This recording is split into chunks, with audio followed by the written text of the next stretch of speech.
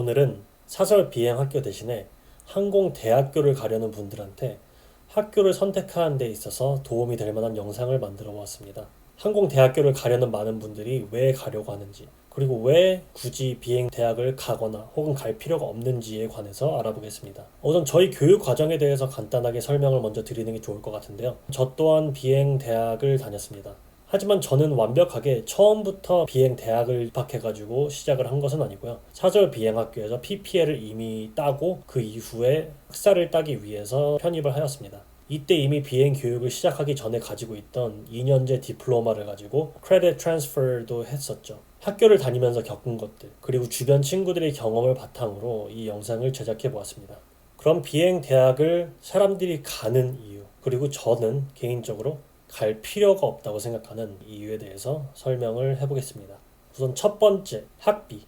온타리오에 있는 학교들 중에서 학비가 굉장히 싼 대학들이 있습니다. 이 학교들은 정부의 지원을 받기 때문에 일반적인 비행 학교들의 3분의 1 정도 가격으로 트레이닝이 가능합니다. 하지만 이건 영주권자 이상에 한해서 적용이 되는 부분이라서 이 영상을 시청하는 분들은 아마 대부분 해당이 안 되실 겁니다. 물론 굉장히 큰 메리트죠. 하지만 대부분의 분들이 그나마 가실 수 있는 비행대학은 학비가 매우 비싸고 특히나 유학생이면 더 비쌉니다. 직접 재학 중인 분에 의하면은 온타리오주의 한 비행대학이 한 학기에 유학생의 경우 25,000불, 영주권 이상의 경우에는 4,000불이면서 비행 교육비는 또 따로 추가로 낸다고 합니다. 정말 이 학비는 학사만을 위한 학비인 거죠. 그리고 이 비행대학들은 1년에 3학기로 학비에만 매년 75,000불 플러스 비행 교육 비용을 지불하고 있다고 합니다. 그렇다면 이 비싼 학비를 주고서라도 사람들이 비행대학을 선택한 이유가 무엇일까요? 가장 중요한 거는 바로 학사를 얻을 수 있다는 점이죠. 그 외에도 사람들이 흔히 말하는 건 이제 인맥, 그리고 졸업 후에 항공사에 바로 입사할 수 있는 기회를 얻을 수 있다는 정도입니다. 아무래도 사설 학교에 비해서 조금 더 디테일하고 체계적으로 배울 수 있는 거는 있다고 생각을 합니다. 그렇다고 이 이점들이 어마어마한 학비를 커버할 정도로 큰 메리트일까요? 이 점들에 대해서도 뒤에 더 이야기를 해보도록 하겠습니다. 자, 그럼 두 번째는 이제 학사. 비행대학을 졸업하면 당연하지만 2년제냐 4년제냐에 따라 디플로마 혹은 디그리를 받습니다. 이때 주로 받는 게 비즈니스 혹은 사이언스 이런 쪽 학사입니다. 저 같은 경우는 2년제 디플로마를 이미 가지고서 편입을 했었고 졸업했을 때는 그냥 General Studies 옆에 가로치고 이제 Professional Fixed Wing 이라는 타이틀로 학사를 받았습니다. 이제 이 학사를 주로 따려고 하는 분들이 한국에 돌아가시는 분들도 있고 캐나다에서 어딘가 입사를 할 때 이 학사가 유리하다고 생각을 하기 때문에 그런데 한국의 경우에는 학사가 필수이지만 적어도 여기서는 그렇지가 않습니다. 한국에 이제 취직하려는 경우 학사가 필요한 분들에게는 시간을 아끼는데 도움이 될 수는 있겠죠. 하지만 캐나다에서 취업하려는 분들은 적어도 지금 당장은 이 학사가 필요가 없습니다. 한국 시장이 언제 변할지는 모르겠지만 캐나다에서의 가장 큰 경쟁력은 현재 학사의 유무가 아니라 비행 경력입니다. 어디서 어떻게 비행 시간을 쌓았느냐가 오히려 더 중요하죠. 제 주변에서는 한국에서 졸업한 고등학교 졸업장만으로도 캐나다 항공사의 끝판왕이라고 할 수 있는 에어 캐나다에 입사한 친구도 있고 2년제만 졸업하고도 입사한 케이스도 주변에 수두룩합니다. 굳이 학사가 경쟁력을 주지 않는다는 증거죠.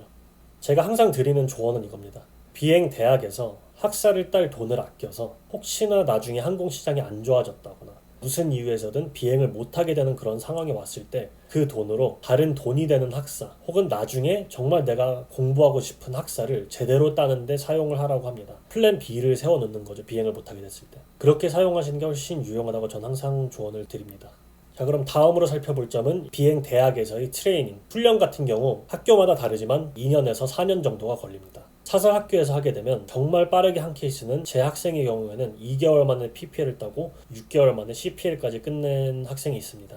트레이닝이 사설 학교에 비해서 오래 걸리는 가장 큰 이유는 비행 학교가 일반 대학처럼 학기제로 운영이 되기 때문이죠. 이게 무슨 말이냐면 방학 때는 진도를 안 나가기도 한다는 얘기입니다. 예를 들어서 나는 이미 PPL을 끝내가지고 방학 동안에 밤비행 CPL을 진행하고 다음 단계로 더 나아가고 싶은데 학교가 방학이기 때문에 다음 학기까지 기다려야 되는 상황이 올 수도 있는 거죠. 이거는 학교마다 굉장히 다르게 진행을 합니다. 훈련 또한 공부할 게 굉장히 많죠. 아무래도 대학 공부와 비행을 병행해야 하고 가장 중요한 건 내 페이스대로 공부를 하는 게 아니라 학교의 진도를 따라가야 한다는 점입니다. 이게 일반 대학처럼 진도를 못 따라가고 일정 점수에 못 미치면 학교에서 쫓겨나게 되고 이 경우에 최악의 상황은 뭐냐면 그 라이센스를 따려면 1년을 기다리던 혹은 재입학을 해야 되는 상황이 올 수도 있습니다. 예를 들어서 이제 PPL을 하다가 4월 달쯤 됐는데도 못 따고 4월쯤 학기가 끝났는데 페일을 했다. 그러면은 바로 1, 2주 만에 다시 시도할 수 있는 게 아니라 5개월을 기다려서 9월 달에 다시 PPL 과정 처음부터 듣게 되는 겁니다. 그리고 이거는 정부 지원을 받는 대학들의 경우에 한정된 걸 수도 있는데 아무래도 정부의 돈을 사용하다 보니까 이런 학교들에선 굉장히 불공평한 일들도 많이 일어난다고 저는 들었습니다. 어떻게든 잘하는 애들만 살아남게 하고 트레이닝이 길어지거나 돈을 축낸다라고 자기들이 판단을 내리면은 어떤 이유를 대서든 학생들을 워시아웃 시켜서 학교에서 내보내려고 하는 경향이 있다고 저는 몇몇 케이스를 통해서 들었습니다. 그래서 이런 데를 입학하면 트레이닝 면에서도 굉장히 많은 각오를 해야 합니다. 다음 살펴볼 점은 바로 인맥입니다. 비행 대학에 가는 사람들이 간혹가다 하는 얘기가 인맥을 쌓기가 더 좋다라고 얘기하시는 분들이 있습니다.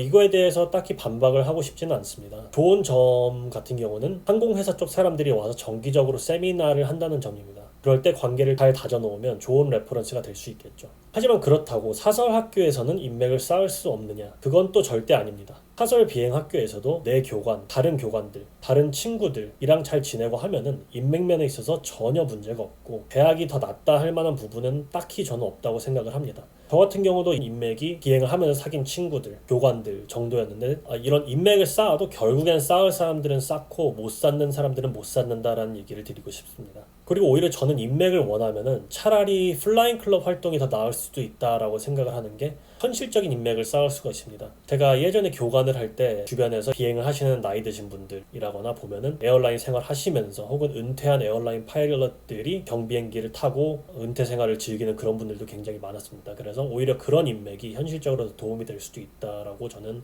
감히 말씀을 드리고 싶습니다. 자, 마지막으로 비행 대학을 가시는 분들이 가장 큰 메리트라고 주장할 수 있는 것 중에 하나, Pathway 프로그램입니다. 몇몇 비행 대학에는 Pathway 프로그램이라는 것이 있습니다. 이게 뭐냐면 항공사와 학교 간에 맺어진 협약인데 상위권의 몇몇 학생을 대상으로 선별 과정을 거쳐서 졸업 후에 에어라인에 250시간을 가지고 바로 입사를 시켜주는 그런 프로그램입니다. 졸업 후에 곧바로 Q400, CRJ, Embraer 175와 같은 비행기를 몰 수 있는 큰 메리트가 있는 프로그램입니다. 운이 좋으면 737로 바로 들어가는 경우도 있고요. 예전엔 이 프로그램이 분명히 메리트가 있었습니다. 그 당시에 리퀘어먼트 자체가 리저널인 재즈의 경우를 봤을 때 1000시간, 1500시간 이렇게 필요했는데 거길 250시간에 들어간다. 굉장히 큰 메리트였죠. 하지만 이것도 첫째로 상위권 몇 명만 데려가는 거기 때문에 선발되기 굉장히 힘들기도 하고 실제로 그런 대학 프로그램을 거쳐간 분들이 그 경쟁 자체를 굉장히 힘들어했습니다. 또 요즘 같은 경우는 항공사의 진입 장벽이 그 당시에 비해서 워낙에 낮습니다. 예전에는 1500시간 정도 필요했던 리저널들도 점점 내려가서 1000시간, 750시간 그리고 이제는 심지어 500시간에도 뽑아가는 그런 추세입니다. 제 학생의 경우에는 그보다 더 낮은 450시간 정도에도 리저널 항공사에 입사를 하였습니다. 대학에서 2년에서 4년 트레이닝할 그 시간에 차라리 사설에서 모든 걸 빨리 끝내고 교관까지도 취득을 해서 일을 하는 게 오히려 더 메리트가 클 수 있죠. 그렇게 해서 교관으로 일을 하고 최대 2년, 빠르면 1년 안에도 교관으로 일을 한 다음에 에어라인에 입사가 가능한 그런 시대죠. 또 이렇게 할 경우에 파일럿 잉크맨 PIC 시간도 더 많이 쌓기 때문에 나중에 ATPL을 따는데 필요한 조건들을 맞추는데도 걱정이 없고 비행 시간도 빨리빨리 쌓이고 하는 장점이 있습니다.